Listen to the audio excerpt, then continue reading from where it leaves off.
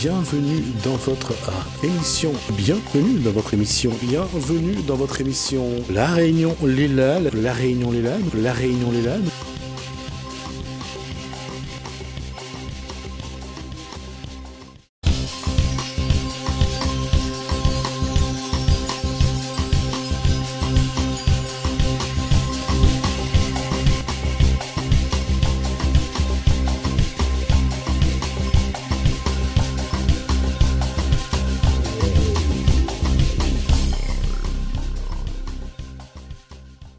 Bonsoir à tous, bienvenue dans votre émission La Réunion les Lannes. On espère que la journée a été bonne, que la soirée s'annonce toute aussi belle. On reçoit cette fois-ci Armand Guinet et qui nous accompagne, c'est donc Guy Roger.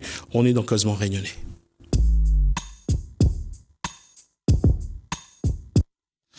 Et cette fois-ci, on va essayer d'aborder la question de la manière le plus sobre et la plus humble possible. La question, on l'a posée. Bonsoir Armand Guinet et bonsoir de nouveau Guy Roger. Bonsoir Gismi. Bonsoir.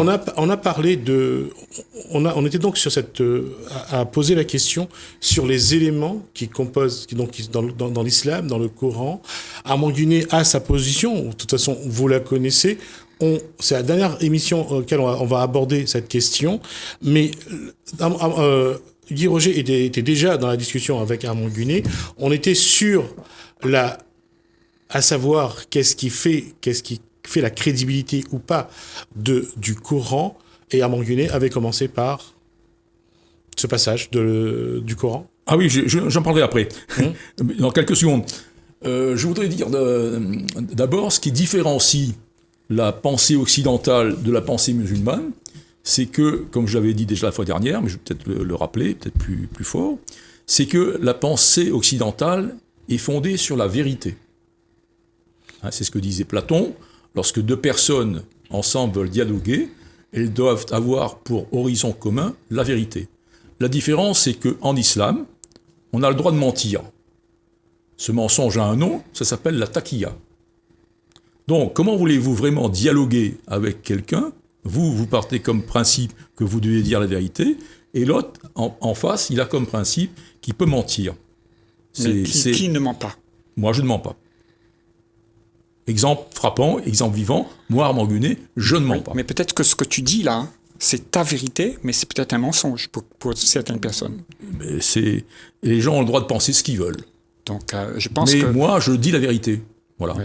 Et la vérité peut être connue. On ne peut pas avoir un doute permanent sur tout.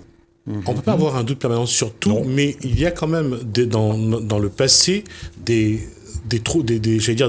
périodes où la vérité n'a pas émergé comme on aurait aimé. Oui. On a du mal à savoir, à tout connaître, et quelle que soit la religion, il y a des moments où on peut se poser la question, est-ce que ça a été rendu, écrit comme il le fallait. Je veux dire que on voit bien la Bible chez les chrétiens. Il y a eu la première version et puis la deuxième version.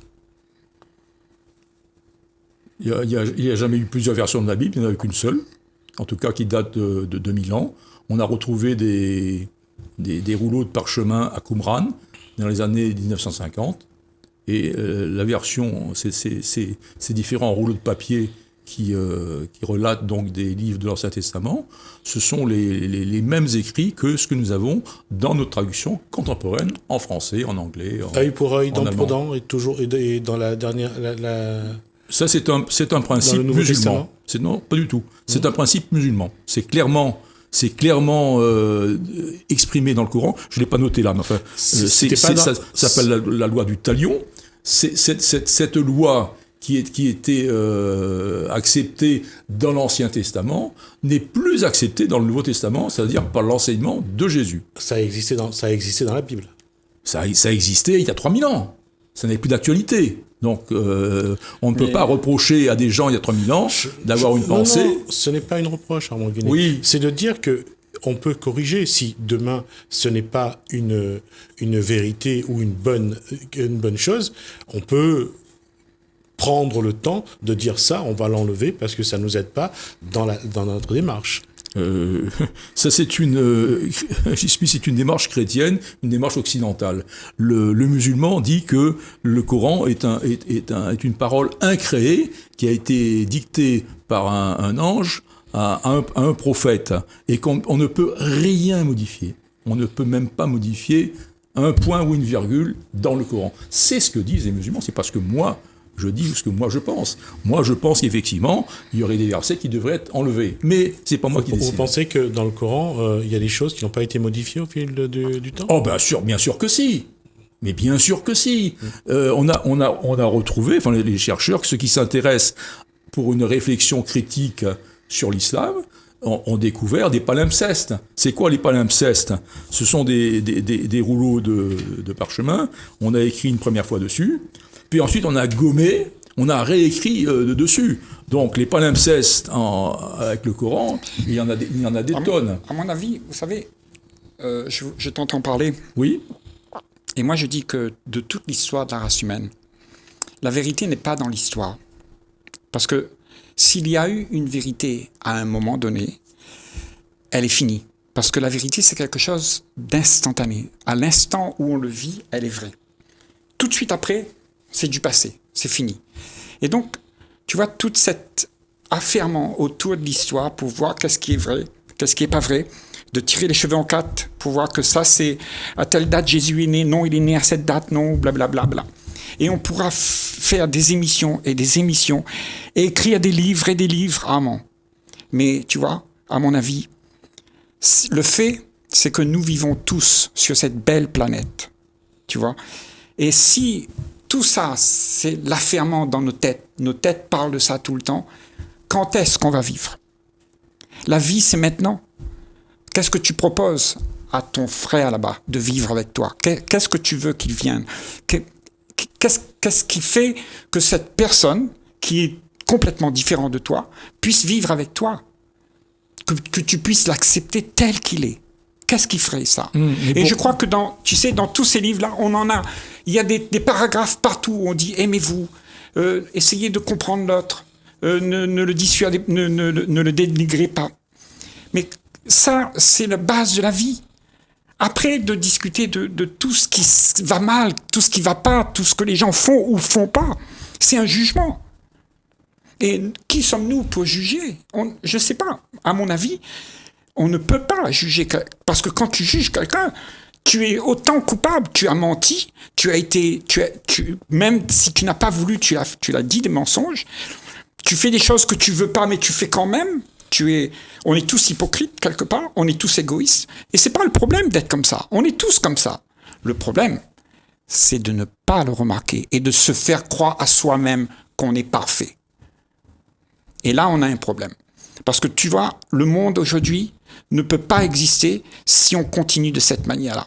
À se dénigrer les uns les autres, à se taper dessus les uns les autres, parce que lui, il est comme ça, lui, il est comme ça, lui, il est comme ça, il est comme ça. Parce que le monde, depuis des millions d'années, il a été comme ça.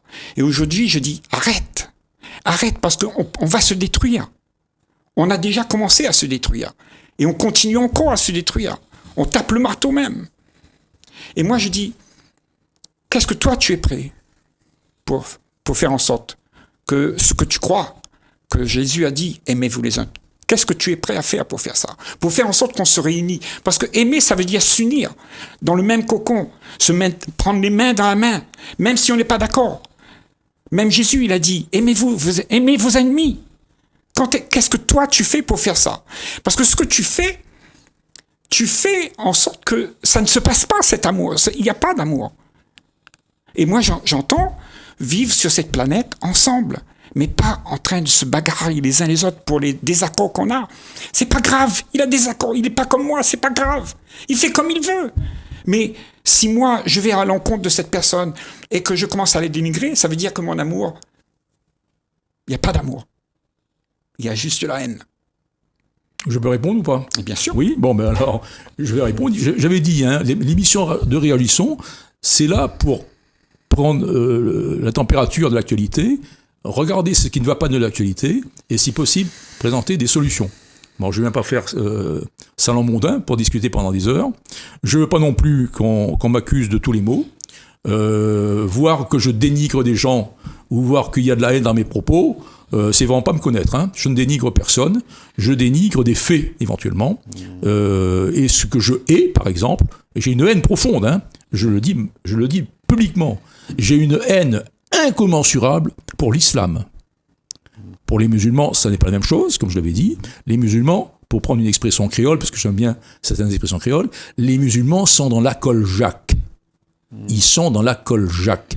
Est-ce qu'il faut les laisser dans la coljaque éternellement? Il faut dire qu'il n'y a pas de vérité, on ne sait pas, tout le monde a raison, tout le monde il est beau, tout le monde il est gentil. Non, tout le monde n'est pas beau, tout le monde n'est pas gentil.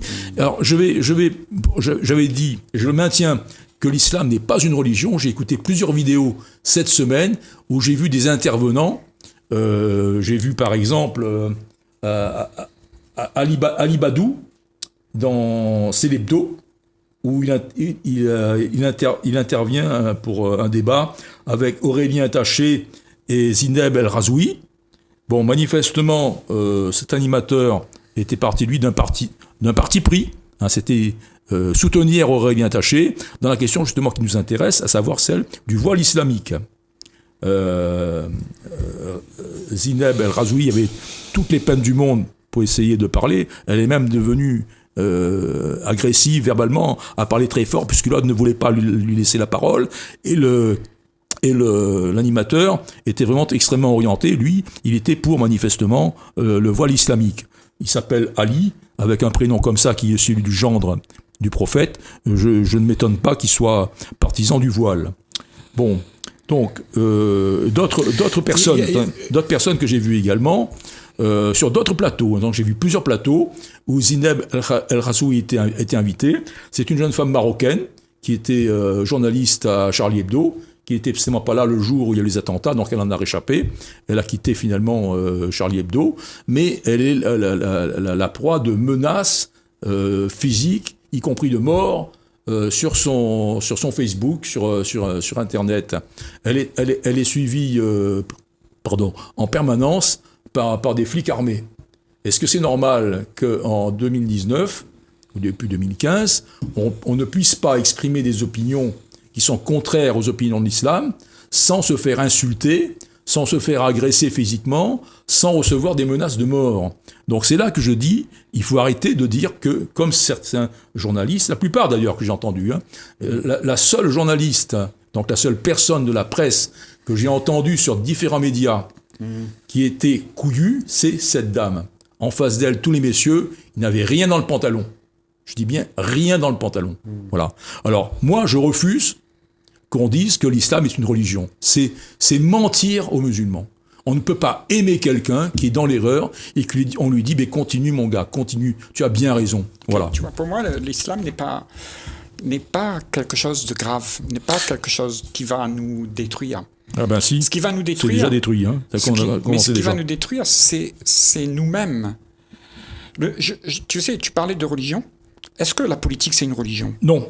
C'est pas une religion pour toi? Non, pas du tout. Bon, eh ben, tu sais, la politique, tous ces gens qui ont le pouvoir, oui, et ils ont dit au peuple comment il doit vivre. On les opprime, on leur enlève tous les impôts, on les gratte. Tout le monde devient amen, amen, amen. Et tu sais, ce serait pas ça plutôt qui est plus dangereux que tous les voiles et tout ça? Non. Ça, pour moi, c'est très dangereux non. De faire en sorte que le peuple y a pas des sombre choses dans la déchéance. Oui, mais le peuple, il sombre déjà avec l'islam. Hein. Alors, je vais lire un premier... voilà ce que j'ai dit tout à l'heure. Juste avant de lire, il y a une chose que je voudrais dire. On parle de religion. Est-ce que aujourd'hui, à votre avis, il y a seulement l'islam qui, pour vous, pose ce problème? Oui. D'accord. Alors, je vais vous laisser lire. Voilà. Donc, il y a plusieurs religions qui sont pratiquées sur le sol métropolitain. Il y a le christianisme avec les catholiques, mais également avec les protestants, peut-être des évangéliques, je ne sais pas. Et puis, on a des juifs. Hein. Et puis, on a l'islam, mais qui n'est pas, contrairement à ce que disent tous les journaleux et les gratte-papier, que l'islam est la seconde ou la deuxième religion de France. C'est faux. Ce n'est pas une religion, et je vais le prouver. Et, en tout cas, je vais poser la question aux téléspectateurs. Alors, vous, qu'est-ce que vous en pensez, hein? Alors voilà, je vais lire. Ce que je lis, ce sont les 7 premiers versets du Coran. Ça s'appelle la Fatiha. Autrement dit, en français, ça peut se traduire par la prière d'ouverture. Cette prière, entre guillemets, je mets des gros guillemets, je mets 3 séries de guillemets à prière, qui est récitée par les pieux musulmans jusqu'à 17 fois par jour. Alors, ça a l'air vachement sympa quand on ne connaît pas, en fait, ce qu'il y a derrière. Je dirais que je vais ôter le voile sur cette Fatiha. Au nom de Dieu, celui qui fait miséricorde, le miséricordieux. Louange à Dieu, Seigneur des mondes, celui qui fait miséricorde, le miséricordieux, le roi du jour du jugement. C'est toi que nous adorons, c'est toi dont nous implorons le secours. Et là, écoutez bien, dirige-nous dans le droit chemin, le chemin de ceux que tu as comblés de bienfaits, non pas le chemin de ceux qui encourent ta colère, ni celui des égarés. Alors là, accrochez-vous bien, ça a l'air sympa, hein. Moi-même je trouve que c'est sympa. Mais il y a des gens qui se sont inquiétés de savoir le sens du dernier verset. Alors, je vous invite, chers amis téléspectateurs, vous avez un ordinateur chez vous, vous allez sur Google et vous tapez la Fatiha, F-A-T-I-H-A, prière de haine. Vous allez voir, tout ce que je vous dis, c'est largement développé dans cette page d'Internet. Est-ce que c'est pas dangereux de prendre un élément comme ça et de le jeter en pâture au public sans qu'il y ait derrière des explications, sans qu'il y ait des rapports? Les explications seront trouvées par les internautes qui savent lire. Moi, je ne fais que reprendre oui, mais vous faites des choix très arbitraires. Oui, non, ce sont des choix, ils sont pas arbitraires. Je prends la première page du Coran. Est-ce que c'est arbitraire de prendre la première page du Coran?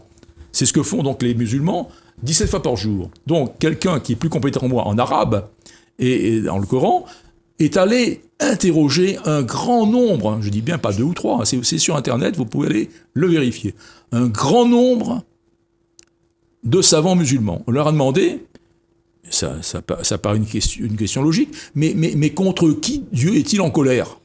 Et qui sont les égarés? Est-ce que Dieu est en colère? C'est ce que dit le Coran. Oui, mais est-ce que tu crois que Dieu est en colère? Ah non, je crois pas. Ben alors pourquoi? Non, mais il faut demander aux musulmans pourquoi. Alors, alors, les musulmans donnent la réponse. C'est ce que je te disais tout à l'heure.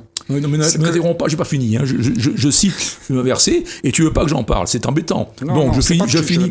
Non, mais je finis ce que j'ai à dire. Sinon, ça sert à rien de m'inviter. Hein. Donc, ce que j'ai lu, des savants plus savants que moi qui parlent arabe sont allés interroger.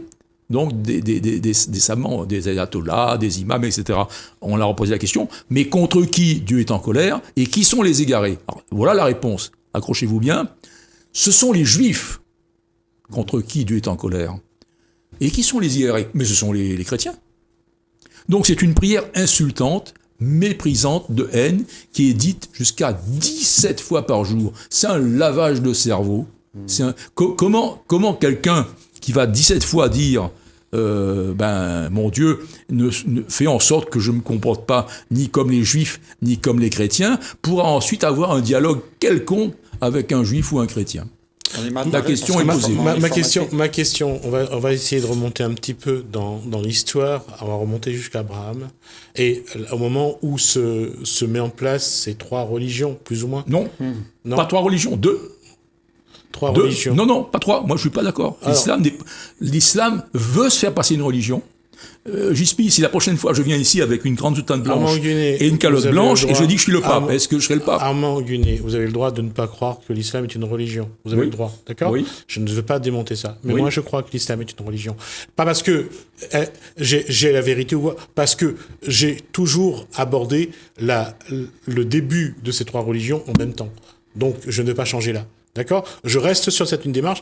Pourquoi? Pour une simple raison. Parce que au moment où la genèse se met en place, c'est que on parle de 3 religions. Donc, je vais garder cette démarche-là. Et la question est simple, en fait. C'est que qui va déterminer que une religion est plus que l'autre et que une n'est pas une religion? C'est ça, la démarche. Et tant d'années après, tant de millénaires après, aujourd'hui, Armand Gunet pose la question, et il a raison de poser la question, et chacun va se déterminer par rapport à cette question. Oui. Et il y a des musulmans qui sont venus me parler ce week-end par rapport aux émissions d'avant et de la posture d'Armand Gunet.